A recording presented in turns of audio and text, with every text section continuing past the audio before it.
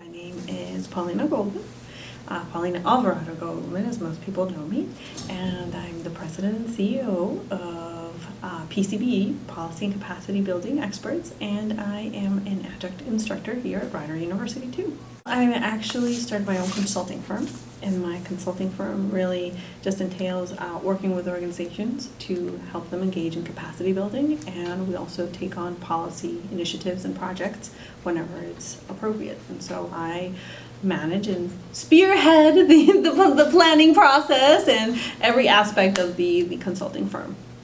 So my name is Lori Kumar, and I have a PhD in chemistry, which I actually did at New Mexico State University. So I work at Johnson & Johnson Consumer Products Company, which is one of the 250 companies at J&J. And my accountability responsibilities is to lead the global R&D team for the consumer healthcare franchise.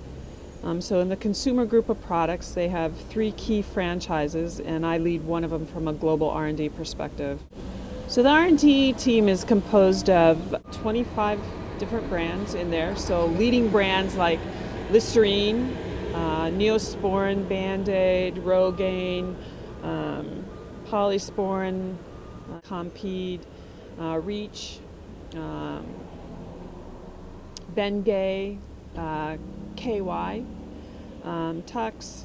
Those are some of the leading brands that my team has responsibility for creating new products, new claims, driving growth. So net sales of this particular franchise, which is considered the oral and topical health part of the consumer healthcare products, is basically about $4 billion in sales globally. With leading it, so I set the vision, I align with the business, whether it's through products, through claims, through different technologies.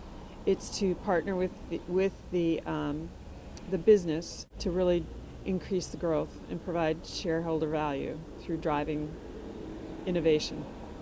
My name is Amy Gonzalez, and I am president and co-founder of AK Environmental, LLC.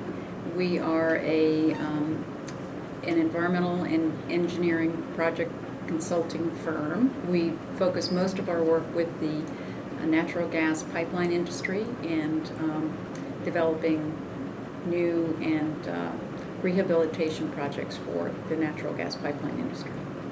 As president of the company, I'm actually responsible for hiring new individuals, reassigning new individuals, providing direction for the company. I work very closely with my co-founder. She's vice president. She's the K in AK, and she and I look to develop new opportunities for the company. I do the marketing, sales, and I'm also a senior project manager, so I actually do a lot of the work that's required.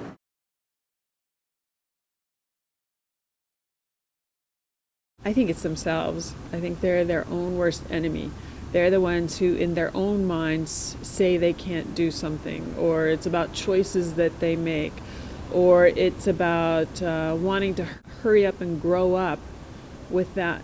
And probably that's from a cultural perspective. They want to become more mature, faster, quicker. Versus necessarily allowing themselves to mature, focus on education, and to grow. And to realize that really nothing's stopping them today, that they can actually really do anything else. So I actually think the woman themselves is they get in their own way. What issues are the most prevalent?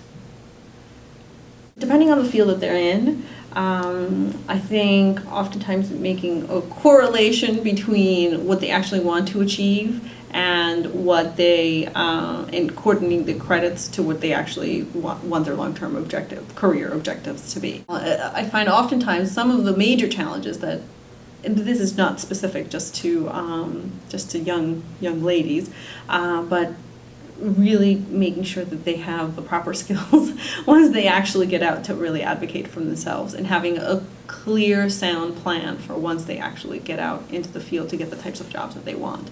If I had to say, in early 20s, right after they finish their university studies, the major obstacle, depending on the field, I'll speak about my field specifically, being taken seriously and not being treated as, you young child, that you have nothing to offer other than, perhaps an internship and getting us a cup of coffee. I think that would be the biggest challenge that women who are young experience in the workforce, at least in the policy field. So, just to reiterate what I was just saying, if I had to point out another mistake that a lot of young ladies make, is that they get easily intimidated and take no for an they will take no for an answer and get easily deterred from their objectives. And unfortunately, that's not unfortunately, their male counterparts don't take no for an answer. They are persistent. They're not afraid to interrupt. They're not afraid to be abrasive. And the biggest mistake I've seen young ladies make is that they are afraid to be offensive. They are afraid to be abrasive, and they are afraid to interrupt and make their points made when they need to be made, because they are not accustomed, or it seems unnatural to be what feels like rude, but their male counterparts are not afraid to do that. For young women to develop the self-confidence that they can do whatever they dream that they can do, that they want to do. And I think that that's probably, with the challenging job market out there, is to maintain your self-confidence and just to stay educated and stay positive.